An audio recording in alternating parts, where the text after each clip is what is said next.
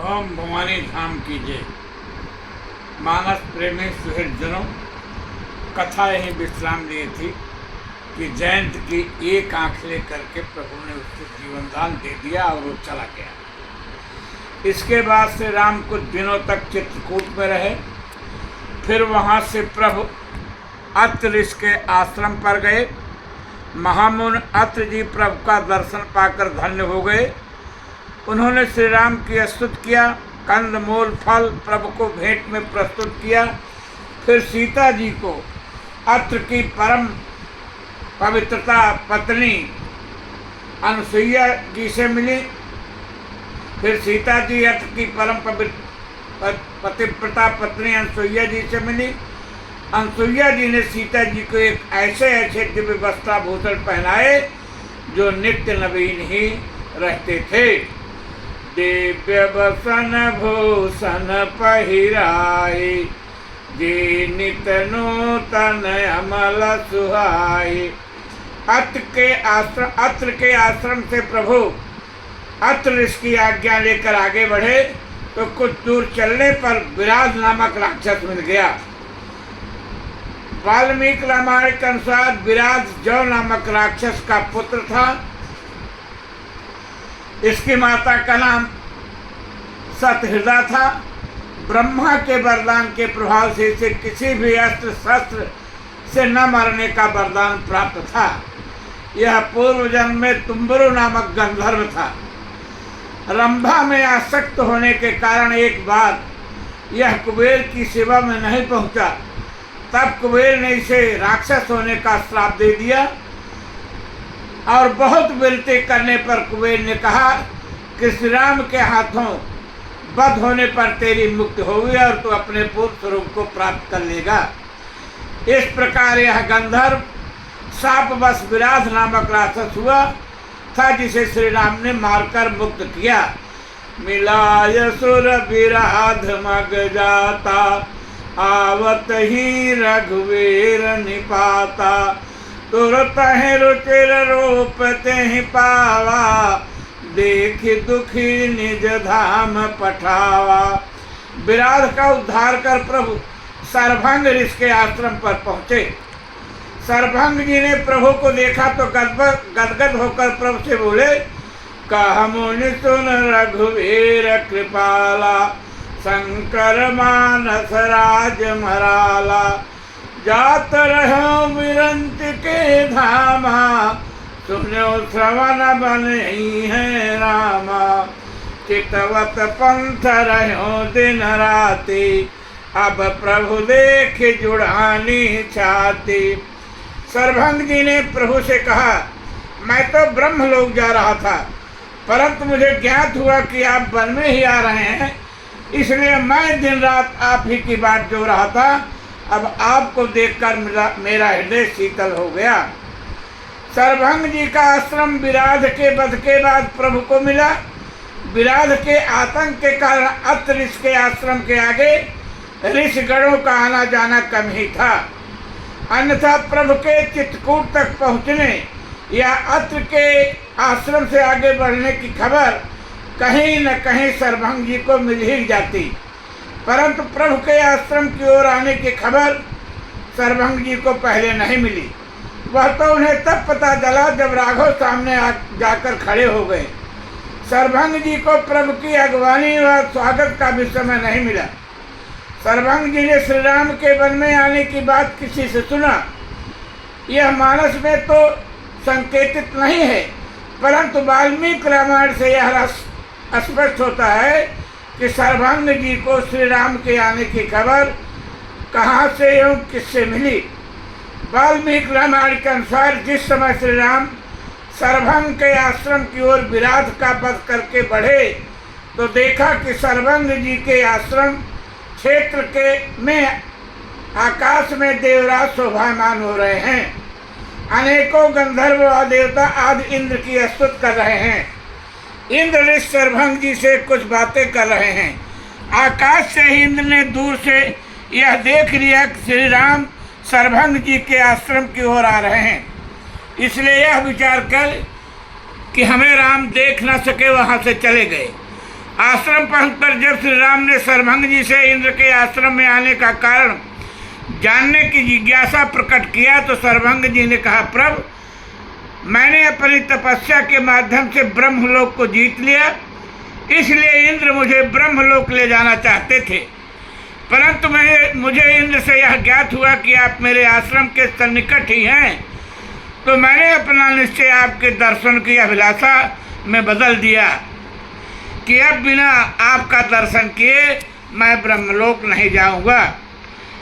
इस प्रकार श्री राम का दिव्य दर्शन व उनकी कृपा प्राप्त कर सरभंग जी ने अपना समस्त पुण्य फल प्रभु को समर्पित करके श्री सीता लक्ष्मण सहित प्रभु को अपने हृदय में धारण कर स्वयं ही चिता रच कर योग अग्नि से अपने को जलाकर भस्म कर दिया और श्री राम की कृपा से वैकुंठ लोक को प्राप्त किया। प्रभु से भेद भक्ति का वर पहले ही मांग लेने के कारण सरभंग जी प्रभु में लीन नहीं हुए और उन्हें वैकुंठ ही प्राप्त हुआ।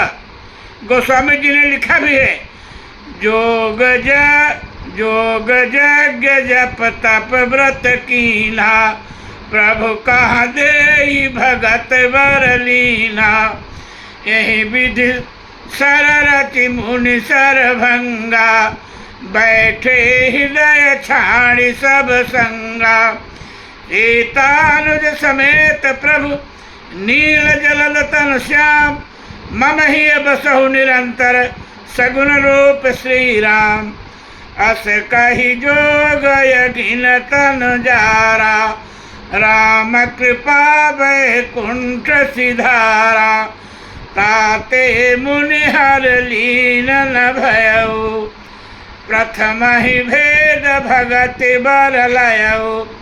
ऋषि सरभंग जी पर कृपा कर प्रभु जब और आगे बढ़े तो ऐसा है, एक ऋषि दिखाई पड़ा जो ऋषि अगस्त जी का परम प्रिय शिष्य था।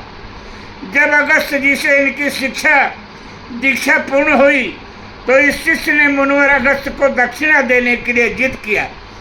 अगस्त जी के मना करने पर भी यह नहीं माना और दक्षिणा देने की जिद गुरुदेव से करता रहा।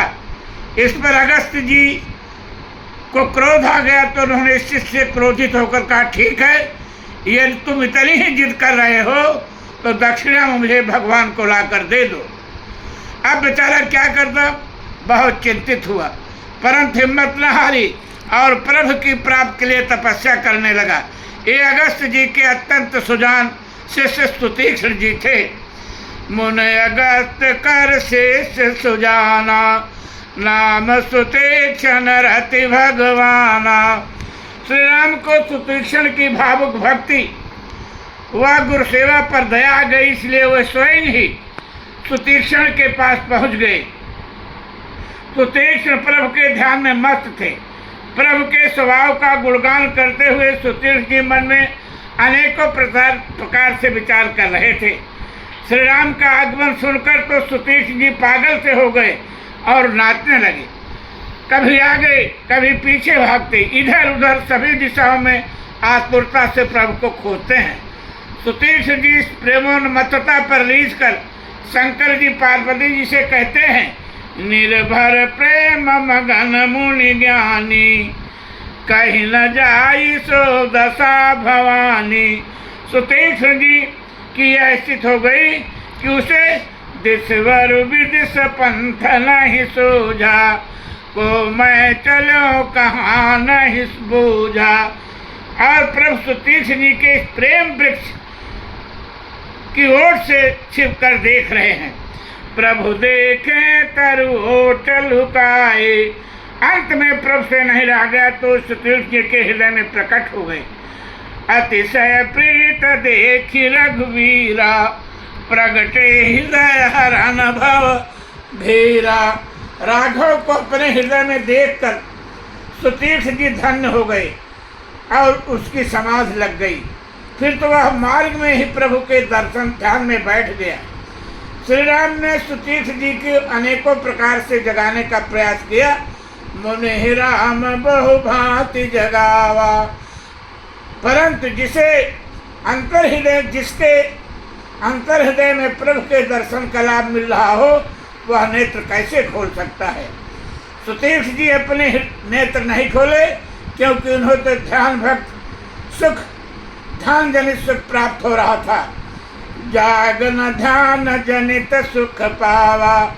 अब श्री राम को कोई युक्त समझ में आई तो उन्होंने ऋषि के जगाने हो तो अपना अलौकिक चतुर्भुज रूप सुतीक्ष के हृदय में प्रकट कर दिया और अपने राजा राम के स्वरूप को हृदय से हटा लिया। हो परोप तब राम दुरावा, हृदय चतुर्भुज रूप दिखावा। स्वरूप परिवर्तित होते ही सुतीक्ष जी का ध्यान टूट गया और वह व्याकुल होकर अपने नेत्र खोलकर देखने लगे तो उन्हें वही स्वरूप जिसे देखकर वह ध्यानस्थ हो गए थे सामने दिखाई पड़ा। श्री राम तो सामने ही खड़े थे। राघव को देखते ही सुतीक्ष जी उनके चरणों में लौट गए। आगे देखी राम तन श्यामा, सीता अनुज सहित सुख धामा। पर्यो लकुट जब इव चरण नहीं लागे, पर्यो लकुट इव चरण नहीं लागे। प्रेम मगन मुनिवर बड़ भागे। बस अब यहीं पर कथा विराम लेगी। भवन भवानी धाम की जय।